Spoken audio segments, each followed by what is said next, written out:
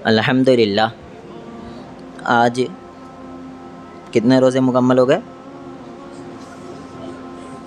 25, 26 हो गए। 26 रोज़े मुकम्मल हो गए। और ताक रातों में से एक अहम रात आ जाए, ज़रूरी नहीं है कि यही रात जो है लैलतुल क़द्र की रात हो, ऐसा ज़रूरी नहीं है। लेकिन ज़रूरी ये भी नहीं है कि ये ना हो, दोनों चीज़ें। अम्मी आयशा रज़ियल्लाहु अन्हा बयान करती है, सही बुखारी की रिवायत। अम्मी आयशा बयान करती है कि रसूलुल्लाह सल्लल्लाहु अलैहि वसल्लम ने इरशाद फरमाया कि लैलतुल क़द्र को तलाश करो रमज़ान के आखिरी अशरे की ताक रातों में। और ताक शुरू ही कहाँ से होता है? 1 से शुरू होता है। अब आखिरी अशरा चालू कहाँ से होता है? कौन सी रात से? 21वीं रात से। वहाँ से आखिरी अशरा चालू होता है, तकरीबन 30 तक चलता है, 29 तक चलता है। तो इसमें 5 रात जो है ये अहम ताक रातें हैं। इसमें हमें लैलतुल क़द्र को तलाश करना है।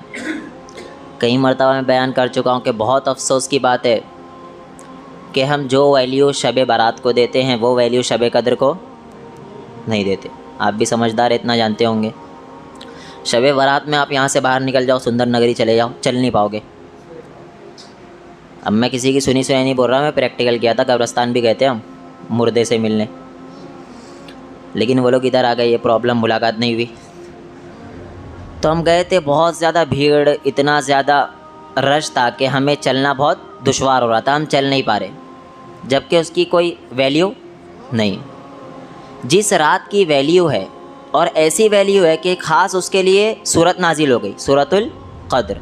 अल्लाह ने कहा इन्ना अंज़लनाहु फ़ी लैलतिल क़द्र, हमने जो है इस कुरान मजीद को नाजिल किया किस में? लैलतुल क़द्र में। अब उसकी अहमियत बताने के लिए अल्लाह ने कहा तुम्हें क्या पता रे लैलतुल क़द्र क्या है? बोलते ना, तुझे पता है क्या वो कौन है? कोई माफिया रहेगा, बोलते ना, जानता है कि हाँ मैं जानता हूँ। कोई अगर ऐसे हल्के में लेगा तो क्या बोलते हैं, अबे जानता है क्या तू? उसकी अहमियत बताने के लिए कि भाई तू जानता नहीं है उसको, जानेगा तो तू उसके सामने थोड़ा अदब में रहेगा। उसी तरीके से लैलतुल क़द्र के बारे में जब हम और आप जान लेंगे तो उसे सोकर गुजारेंगे ना। इसीलिए अल्लाह ने कहा वमा अदराका मा लैलतुल क़द्र, तुम्हें क्या पता लैलतुल क़द्र क्या है? अगर पता होता तुम शबे बारात में जागने के बजाय किस में जागते? लैलतुल क़द्र में। खुद अल्लाह ने बताया लैलतुल क़द्री खैरुम मिन अल्फ़ि शहर, 1000 महीनों से बेहतर रात है। वो सिर्फ बेहतर नहीं, तनज़्ज़लुल मलाइका, इसमें कौन आते? फ़रिश्ते आते। जिसमें रूह आ रही हम उसको इतनी अहमियत दे दिए, जिसमें फ़रिश्ते आ रहे उसकी कोई अहमियत नहीं। तनज़्ज़लुल मलाइका वर रूह, और रूह भी आ गई। और वो रूह कौन है? जिब्राइल अलैहिस्सलातु वस्सलाम। और यहाँ से भी बोल सकते हैं रूह आ रही, ये रूहुल अमीन है। वो कौन है? जिब्राइल अलैहिस्सलातु वस्सलाम। तनज़्ज़लुल मलाइकतु वर रूहु फ़ीहा बिइज़्नि रब्बिहिम मिन कुल्लि अम्र, किसके हुक्म से आती है? अल्लाह रब्बुल आलमीन का, और उसके ही हुक्म से हर फैसले कर दिए जाते हैं। आगे क्या है नहीं मालूम। सलामुन हिया हत्ता मतलअल फ़ज्र, ये फ़ज्र तक के रात बड़ी सलामती वाली होती है। तो ये रात की बड़ी अहमियत है। ये मैं इसलिए कह रहा हूँ, अभी हमारा जाना हुआ था बाहर बहुत दिनों बाद, 12:30-1 बजे के टाइम। कुछ तैयारी नहीं है कि हम इसमें ख़ास जागे। मैंने सुना था कि 27वीं रात को कम से कम हमारे और मुस्लिम भाई इसको अहमियत देते कि 27वीं रात है, बज़रिए वही उन्हें पता चल गया कि 27वीं ख़ास है लैलतुल क़द्र की रात। तो बोला चलो भाई पता है तो कम से कम इसमें तो जाएगा बंदा। मैं बाहर गया, कोई नहीं जाग रहा, सब सो रहे।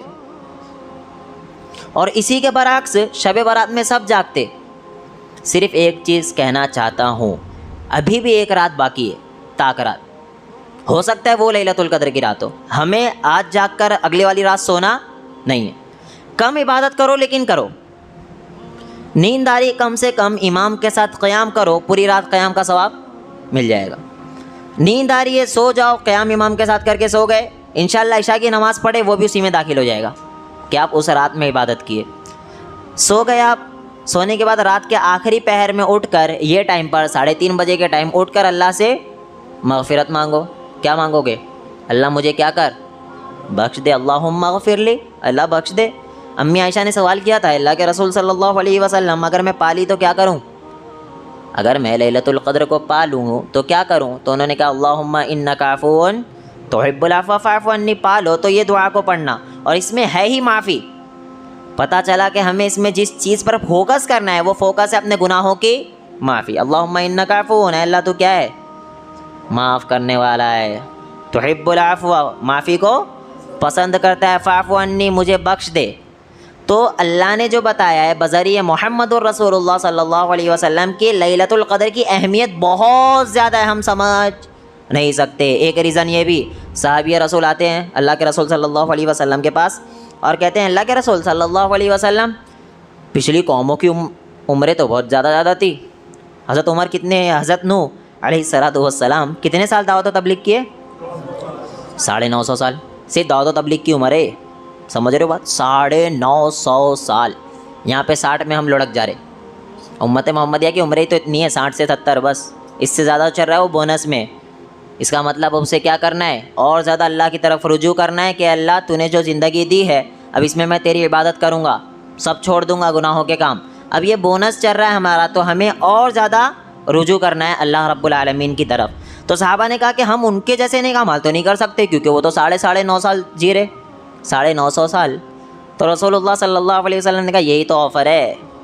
उम्मत मोहम्मदिया एक करती, मिलता 10 से पहुंच जाता 700। इतनी नेकियां मिलती है उम्मत मोहम्मदिया को। अच्छा वो छोड़ दो, लैलतुल क़द्र पा लिए इंशाअल्लाह। अल्लाह रब्बुल आलमीन हम तमाम ही लोगों को लैलतुल क़द्र की फ़जीलत से मालामाल करे, आमीन। हमारे गुनाहों को बख्श दे, आमीन। तो जब लैलतुल क़द्र पा लोगे, कितने साल की इबादत का सवाब? 83 साल, 83 साल की इबादत का सवाब। थोड़ा कम कर लोगे, 82, और कम नहीं कर सकते। 82 से 83 साल की इबादत का सवाब। अब ज़िंदगी में अगर आपके 10 मरतबा भी आ गई, 10 मरतबा भी आ गए, 800 पार, 10 मरतबा आ गई तो, और जी रहे हो अगर 60 साल, तो समझ जाओ कितना इबादत, पिछली उम्मतें पीछे हो गई। ये ऑफ़र उनके लिए नहीं था, ये ऑफ़र हमारे लिए, उम्मते मुहम्मदिया के लिए ये ऑफ़र है, पिछली उम्मतों के लिए ऑफ़र नहीं था। कुरान पढ़ रहे हो, एक अलिफ लाम मीम हरफुन, ला एक हर्फ थोड़ी है, वलाकिन अलिफुन हरफुन, अलिफ एक हर्फ है, वलामुन हरफुन, लाम एक हर्फ है, वमीमुन हरफुन, ये 3 वर्ड है। 3 के 30, 30 के 700, 700 से ज़रब देते जाओ, अरे अल्लाहु अकबर सुबहान अल्लाह। तो हमें नेकियां करने के लिए अल्लाह रब्बुल आलमीन ने ये रात दी है। हमें ज़्यादा से ज़्यादा किसकी इबादत करना है? अल्लाह की। गुनाह हो गए कोई प्रॉब्लम नहीं, अल्लाह कहता है ना, गुनाह करके जो लौटता वो पसंद मेरे को। कौन सा बंदा पसंद? जो गुनाह हो गया पलट रहा, ए अल्लाह मुझसे हो गया गुनाह, हूँ तो तेरा बंदा ना यार, माफ़ कर दे। अल्लाह के बारगाह में रोओगे, गिड़गिड़ाओगे, अल्लाह ज़ीरो कर देगा। 100 गुनाह किए हो, अल्लाह के पास आए 0, सच्ची तौबा। पता ना वो 99 कत्ल किया था, 99 बुखारी में 99 कत्ल करने के बाद पहुँचा अपने आलिम के पास, उस वक्त के मेरे से 99 कत्ल हो गए। अब वो आलिम भी होगा कोई कम पढ़ा लिखा, या फिर वल्लाहु आलम इल्म के एतबार से उन्होंने जवाब दिया कि तेरी तो बख्शिश नहीं हो सकती है। वो बोले मेरी बख्शिश नहीं हो सकती तो अब 99 क्योंकि सेंचुरी पूरी कर देता हूँ। उसने उसको भी टपका दिया, कितने हो गए? 100 कत्ल।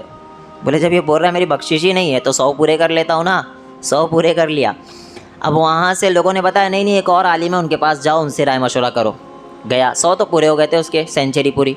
गया, जाने के बाद बोलता है कि ऐसा ऐसा मसला है, मैंने 100 कत्ल कर लिए, क्या मेरी माफ़ी है?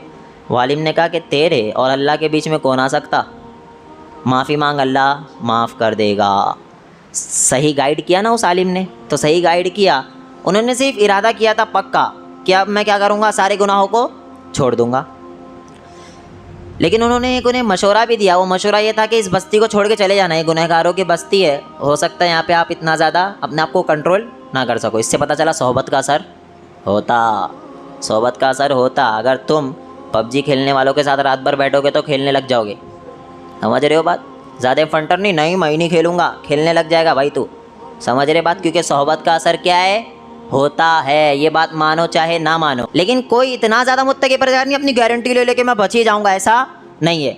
खुद रसूलुल्लाह सल्लल्लाहु अलैहि वसल्लम ने कहा कि ऐसी दुआ किया करो कि अल्लाह मुझे आजमाइश में मत डाल, क्योंकि आजमाइश में हम और आप खड़े नहीं उतर सकते हैं। यूसुफ अलैहिस्सलाम का वाक़या मालूम, वो क्या कह रहे, वमा उबर्रिउ नफ्सी इन्नन नफ्स लअम्मारतुम बिस्सूइ इल्ला मा रहिम रब्बी। वो कह रहे अगर अल्लाह तू मेरे पे रहम नहीं करता ना तो मैं इस झांसे में फंस जाता।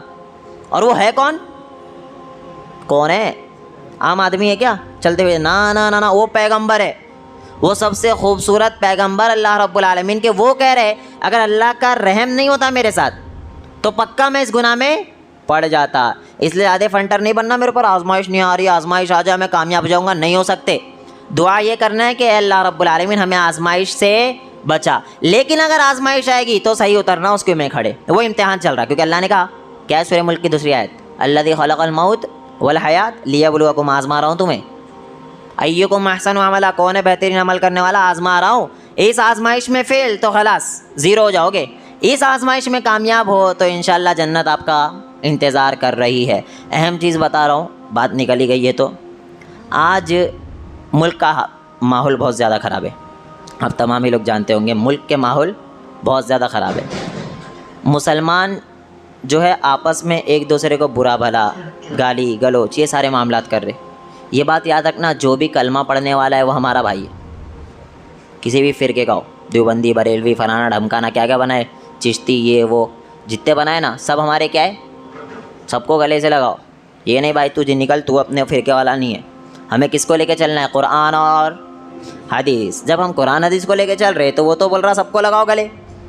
कुरान तो कहता है सबको क्या करो, गले लगाओ, सबसे मोहब्बत करो। कुल इन कुंतुम तुहिब्बूनल्लाह, अगर तुम चाहते कि अल्लाह से मोहब्बत करने वाले हो, फत्तबिऊनी, तो किसकी इत्तिबा करना पड़ेगा, रसूलुल्लाह सल्लल्लाहु अलैहि वसल्लम की। और अल्लाह के रसूल सल्लल्लाहु अलैहि वसल्लम दावत का काम जो कर रहे हैं वो शुरुआत ही गैर कौम से कर रहे हैं। ये मैं क्यों बोल रहा हूँ पता है, आप तो कह सकते तो हम भी गैर कौम से कर सकते। सवाल ये नहीं है, सवाल ये है कि जो लोग अमीन और सादिक कहते थे ना, जब मोहम्मद और रसूलुल्लाह सल्लल्लाहु अलैहि वसल्लम ने दावत का काम शुरू किया तो वही नाउज़ बिल्लाह मजनून और पागल कहने लग गए थे। समझ रहे बात?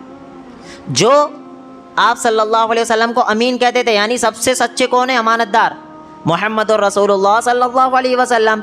जैसे ही दीन का काम चालू किए सारे के सारे पलट गए।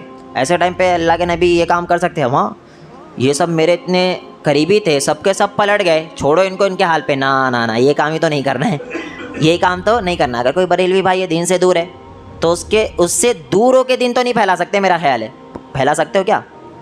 वाईफाई थोड़ी कनेक्ट होगा, कनेक्ट करने के लिए पास जाना पड़ेगा मेरे भाई, पास जाके उससे मिलना पड़ेगा, मोहब्बत से खाने खिलाओ, घर पे बुलाओ, दावत दो, उसकी दावत में जाओ। नहीं निकाह टूट रहा आज कल तो दावत में जाने से। क्या क्या मसले पैदा करके रखे मेरे भाई। हमें समझना है ये सारी कहानियाँ कराई जा रही है। मोहम्मद और रसूलुल्लाह सल्लल्लाहु अलैहि वसल्लम ने कहा सबसे मोहब्बत करो। किसी को काफिर समझते हो तो उस तक दीन पहुँचाओ, उससे दूर मत भागो। किसी को काफिर समझ रहे हो, मुशरिक समझ रहे हो तो उस तक दीन पहुँचाओ ना। आपसे सवाल होगा? नहीं होगा। आपका दोस्त था, उठता बैठता चलता फिरता सब काम किसके साथ करता? अपने साथ। एक बार भी बोला कि अल्लाह के अलावा किसी की इबादत जायज़ नहीं? अरे वो अल्लाह के लिए दुश्मनी कर रहा हूँ। क्या वो बोले मेरी सुनता नहीं ना इसलिए दुश्मनी कर रहा हूँ। अच्छा दुश्मनी कर लेगा तो सुनने लगेगा ना? वो तो नहीं सुनेगा।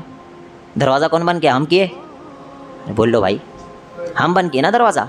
हमें सबसे मोहब्बत करना है भाई, सबसे। और खुसूसी इस माहौल में जहाँ पर उलमा की एक बड़ी जमात जिसे उलमाए सू कहा जाता है, वो बैठे इसलिए कि उम्मत को फ़िरक़ों में बांटे। हमें फ़िरक़ों में नहीं बांटना है। वातसिमू बिहब्लिल्लाहि जमीआ वला तफर्रकू, फ़िरक़े में मत बांटो भाई, एक रस्सी को पकड़ लो। रस्सी क्या है? कुरान और हदीस, इसको पकड़ना है। इसको पकड़ोगे तो फ़िरक़ों में नहीं बटोगे। जब इसको पकड़ोगे तो तुम्हें पता चल जाएगा कि सारे कलमा पढ़ने वाले क्या है? मुसलमान है। जब इसको पकड़ोगे तो तुम्हें पता चल जाएगा अखलाक नबी वाले रखना है, सिर्फ डायलॉग बाजी नहीं करना है। कुरान हदीस की बड़ी बड़ी बातें कर रहे हैं, अखलाक में ज़ीरो। क्या काम? मोहम्मद और रसूलुल्लाह सल्लल्लाहु अलैहि वसल्लम जब दावत का काम शुरू किए तो पता था लोग बात नहीं मानते थे? नहीं पता। बात मानते थे, अल्लाह के नबी नहीं मानते थे। एक बड़ी चीज़ जिसके ज़रिए लोग दीन की तरफ आए, वो अहम चीज़ जो थी वो अखलाक। यहूदी पता है बीमार था, मोहम्मद और रसूलुल्लाह सल्लल्लाहु अलैहि वसल्लम इयादत के लिए गए, कलमा पढ़ लिया। किससे पढ़ा? समझाने से पढ़ा? अखलाक कि भाई मैं बीमार हूँ, यहूदी हूँ, यानी उनके इस्लाम मज़हब इस्लाम का तो हो नहीं, फिर भी मेरी आदत के लिए आ रहे, कलमा पढ़ लिया। मेरे भाई हम जो देख रहे बरेलवी है तो उसकी आदत के लिए क्यों जाए? बहुत बड़ा मसला है यार। इसको ख़त्म करोगे इंशाअल्लाह। इंशाअल्लाह सबसे मोहब्बत करना है, सबसे मिलना है, सबके पास जाना है, रिश्तेदारी को क्या करना है? जोड़ना है। ये बात निकाला इसलिए था मैं क्योंकि आज जो है ना हमारे जो गैर कौमें हैं, जैसे गैर मुस्लिम पकड़ लो, कोई भी हो, सारे भी हमारे मजहबी देश के हिसाब से सारे क्या है भाई है।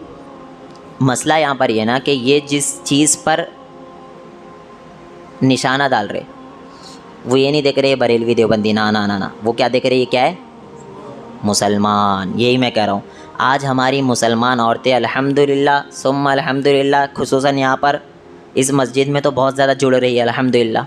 अगर आप मस्जिद से औरतों को नहीं जोड़ोगे, ये साइन के साथ लिख लो, मोहर लगा दूंगा मैं, अगर आप मस्जिद से औरतों को नहीं जोड़ोगे तो दूसरे भाई हमारे उन्हें मंदिर ले जाएंगे। आप मानो या नहीं मानो, बुरा लग रहा है लगने दो, मेरा कुछ नहीं जाएगा। मेरे भाई, अगर आप आज के टाइम औरतों को मस्जिद से नहीं जोड़ोगे तो 110% हमारे दूसरे भाई, दूसरी कौम के भाई, दूसरे मज़हब के भाई उन्हें मंदिर ले जाएंगे। एक ही ज़रिया है उन तक दीन पहुंचने का, वो वाहिद है मस्जिद। इस बात को आपको एक्सेप्ट करना ही पड़ेगा। इसीलिए तो अल्लाह ने कहा था ना बज़रिए मुहम्मदुर रसूलुल्लाह सल्लल्लाहु अलैहि वसल्लम के कि अल्लाह की बंदियों को मस्जिद आने से मत रोको, क्योंकि आगे चल के ये मसले आ सकते थे। आप न्यूज़ देखते हो, अखबार पढ़ते हो, मेरे पास बहुत ज़्यादा भेज रहे, कितनी हमारी ख़वातीन मुर्तद हो रही है यार, कितनी ख़वातीन मुर्तद हो रही। बड़ा रीज़न है कि हमने उन तक दीन पहुंचाया नहीं है यार, बिल्कुल नहीं पहुंचाया। बहुत सी चीज़ें रुकावट की, वो तो चीज़ मैं देखूंगा, लेकिन खुसूसन ख़वातीन से मैं मुखातब हूँ कि यार अल्लाह ने तुम्हें बड़ा मुअज़्ज़ज़ बनाया है। चूँकि ये बात चलती इसलिए बता रहा हूँ कि अल्लाह ने हर उस चीज़ को ढक के रखा है जिसकी अहमियत ज़्यादा है। कुरान ढका होता, अहमियत ज़्यादा। गिलाफ़े काबा, काबा ढका होता, अहमियत ज़्यादा। लेडीज़ ढकी होती, अहमियत ज़्यादा। कुत्ते उसके आजू बाजू घूम ना सके, वो कुत्ते उसी वक्त आपके आजू बाजू घूम सकते हैं। कोई भी, कोई ख़ास नहीं, कोई भी कुत्ता हो जो उसके आजू बाजू घूम रहा है उस वक्त तक नहीं घूम सकता है जब तक आप अपने आप को सेफ़ रखोगे, आप कुरान और हदीस को पढ़ोगे, उसके मुताबिक ज़िंदगी बसर करोगे। कोई भी आपको गुमराह नहीं कर सकता है। शेख मुझे बताए ना, मेरे पास वीडियो भी है, कहना है कि निकाह हो गया, निकाह क्या कह लो, अल्लाह ने खुद कहा है वला तुनकिहुल मुशरिकाति हत्ता युमिन। गैर मुस्लिम की शादी मुसलमान औरत से नहीं हो सकती, मुसलमान मर्द की शादी गैर मुस्लिम औरत से नहीं हो सकती यहाँ तक कि वो ईमान ले आए। ज़िना ही है ये सब। वो निकाह करके भाग जा रहे, निकाह का नाम भी ख़राब हो रहा है इससे, खामखा का भाग जा रहे, समझ जाओ भाग रहे। गारंटी लो, लिख के लो, कई केस आए 3 महीने के अंदर उसे छोड़ दिया, 3 महीने के अंदर उसे छोड़ दिया। वल्लाही बाद में वो फ़ोन कर कर के रो रही है घर के ऊपर, ए अब्बू जान मुझसे बहुत बड़ी गलती हो गई। मेरे भाई समझो, आज हमारे जो दूसरे मज़हब के लोग हैं हमारी ख़वातीन के ऊपर हमला कर रहे हैं, हमारे ऊपर हमला नहीं कर रहे। वो हमला जिस पर कर रहे हैं वो ख़वातीन है। आप तमाम ही लोग अपनी ख़वातीन को मस्जिद से जोड़ो। एक वर्ड तो सीखेंगे, कुछ तो सीखेंगे, उन्हें पता तो चलेगा यार निकाह हो ही नहीं सकता है जब तक वो काफिर है। उन्हें कौन बताएगा किस तरीके से? अरे पता आपको करीब यार मज़हब इस्लाम बहुत अच्छा है। ये भी मेरे पास आया, वो एक लेडीज़ है, कोई नाम की रूह, खैर वो बहुत बड़ी बड़ी बातें कर रही है। तो उसमें ही बता रही है कि हम जब जाएंगे ना मुस्लिम ख़वातीन के पास तो पहला जो सबसे पहला झांसा डालेंगे वो ये कहेंगे हमें मज़हब इस्लाम बहुत ज़्यादा पसंद है। और यही कहते कोई भी गैर मुस्लिम आएगा ना अपना, वो हमारी लड़की, अरे यार इस्लाम बहुत अच्छा मज़हब है यार, बोलते हाँ यार बात में दम है। और उसके टाइम पर शैतान पहले घुसता, क्या बोलता पता? हाँ इसको दीन की तरफ ला, सवाब मिलेगा। क्या बोलता? दीन की तरफ ला, सवाब मिलेगा। फिर बोलता हाँ निकाह करूँगा, फिर पक्का इस्लाम कबूल कर लूँगा। वो जज्बाती होती है हमारी ख़वातीन, क्या होती है? जज्बात में। इसीलिए तो अल्लाह ने कहा नाकिसुल अक्ल, मर्द के इतनी अक्ल हमारी ख़वातीन को नहीं होती, वो जज्बाती होती है। वो जज्बात में आ जाती, हाँ यार ये इस्लाम कबूल करेगा तो मुझे बहुत ज़्यादा फ़ायदा होगा। और बगावत किससे करती है? अपने माँ बाप से। जब आप अपने माँ बाप से बगावत करके घर से बाहर भाग रही हो, ये बात जहन में रख लेना, आपकी दुनिया और आखिरत दोनों बर्बाद, ज़ीरो। दुनिया आखिरत दोनों बर्बाद, ज़ीरो। सबसे पहली चीज़ बोल रहे कि हमें इस्लाम पसंद है। कुरान ने पहले ही कहा था या निसा नबी लस्तुन्ना का अहदिम मिनन निसा इन इत्तक़ैतुन्ना फ़ला तख़दअना बिलक़ौल फ़यतमअल्लज़ी फ़ी क़ल्बिही मरज़। जब बात करो ना भाई, गैर महरम आ रहा तुम्हारे सामने, बात करो ना तो पटेली वाली आवाज़ में बात करोगे सामने वाले की, डर जाए सामने वाला, क्या हो जाए, डर जाए, सामने वाले को लगे हाँ भाई। लेकिन आज हमारी हो कैसे हो हाय भाई, इससे तो और मर्ज आ रहा है। अल्लाह ने पहले कहा ना फ़यत माल्लदी फ़ी क़ल्बिही मरज़, उनके दिल में क्या आ सकता है, सामने वाले के दिल में मरज़। अरे भैया इतने का क्यों दे रहे, क्या भाई तेरे को क्या करने का है। हम जब प्यार मोहब्बत से बात करेंगे, आप लिख के लो मेरे से, हमारे सबके घर में ऐसा, बाज़ार में मर्द जाते भाव ताव करने के लिए, ना ना ना ना, घर की ख़वातीन अच्छे से भाव ताव करती है, ये गलत बात है। घर की ख़वातीन अगर कोई चीज़ 70 रुपये की है 30 रुपये में लेके आ जाएगी, और हम जाएं, कोई अगर शौहर या मर्द जाता है तो वो इतने में ला नहीं सकेगा। और हम सब बहुत बड़ी बात है यार, अच्छा काम कर ली, मत यार मत छोड़ दो, क्योंकि रसूलुल्लाह सल्लल्लाहु अलैहि वसल्लम ने कहा है सबसे बुरी जगह बाज़ार है और सबसे अच्छी जगह मस्जिद। और हमने इसका उल्टा कर दिया कि ख़वातीन बाज़ार जा रही तो कोई गुनाह, अरे बोल लो नहीं, मस्जिद आ रही तो सारा का सारा गुनाह। सारे के सारे बुरे चरसी लोग कहाँ रहते, नाउज़ बिल्लाह मिन ज़ालिक, बकौल आपके मस्जिद में नाउज़ बिल्लाह, और बाज़ार में सारे अच्छे लोग घूम रहे। मेरे भाई अगर इस इर्तिदाद के फितने को रोकना है, वाहिद ज़रिया है अपनी ख़वातीन को किससे जोड़ो, मस्जिद से जोड़ो। उनको सूरह नूर पढ़ने बोलो। अम्मी आयशा ने कहा था, अम्मी आयशा कौन है, हाँ अम्मी आयशा हमारी माँ, सारे मोमिनों की माँ। जो अम्मी आयशा के बारे में उल्टा बोले वो हम में से नहीं, अम्मी आयशा। तो अम्मी आयशा रज़ियल्लाहु अन्हा बयान करती है कि अपने घर के ख़वातीन को कम से कम सूरह नूर का तो इल्म देना चाहिए। आप डॉक्टर बना रहे हो, इंजीनियर बना रहे हो, हर चीज़ दे रहे हो, साइंस का इल्म दे रहे हो, सूरह नूर जानते नहीं है कौन से बारे में, लिख के लो साइन, नीचे जितने बैठे ना अपना मुहासिबा कर लो, यही नहीं पता ऊपर तो नीचे क्या पता रहेगा। सूरह नूर कौन से बारे में ये भी हमें पता नहीं है। अम्मी आयशा ने कहा था सूरह नूर का तो इल्म कम से कम आपको देना चाहिए। तो सूरह नूर का इल्म अपने घर के ख़वातीन को दो, सारे मसाइल का हल मोहम्मदुर रसूलुल्लाह सल्लल्लाहु अलैहि वसल्लम के ज़रिए अल्लाह रब्बुल आलमीन ने बताया। इर्तिदाद के फितने को रोकना है, जहेज़ को भी बंद करना पड़ेगा। अगर आप बहुत अच्छा कहते हैं, हमारे उलमा किबार उलमा भी इस बारे में काफ़ी बातें कह चुके एक ही बात मैं कहूँगा, शेख आपके पास उसकी शादी हो रही है 10 लाख में, 10 लाख कम बोल रहा हूँ शायद मैं, और भी ज़्यादा 15 लाख में। मुस्लिम लड़के से उसकी शादी कितने लाख में हो रही है, बोलो 15 लाख में। 15 लाख में मुस्लिम लड़के से उसकी शादी हो रही है, गैर मुस्लिम से हो रही 10,000 में। किससे शादी करेगी वो,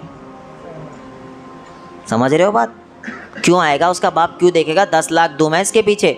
उसका बाप तो चलो फिर भी अपनी बेटी की उम्र बड़ी करना चाहेगा, लेकिन लड़की के अंदर भी जिनसी ख्वाहिश होती है, वो चाहेगी मैं किसी भी तरीके से निकाह के बंधन में बन जाऊं, और वो चाहेगी भले से इधर जाऊं, इसको मुसलमान कर दूंगी, जबकि कर नहीं सकती है, चले जाती है, जज्बाती होती चले जाती है 10,000 वाले के पास, और इसका गुनाह आप लोगों को मिलेगा अगर आप इसमें रुकावट बने हो। एक अहद करना, वल्लाही कह रहा हूँ यहाँ सारे लोगों को, कि आप जहेज़ नहीं लोगे, बोलो इंशाअल्लाह।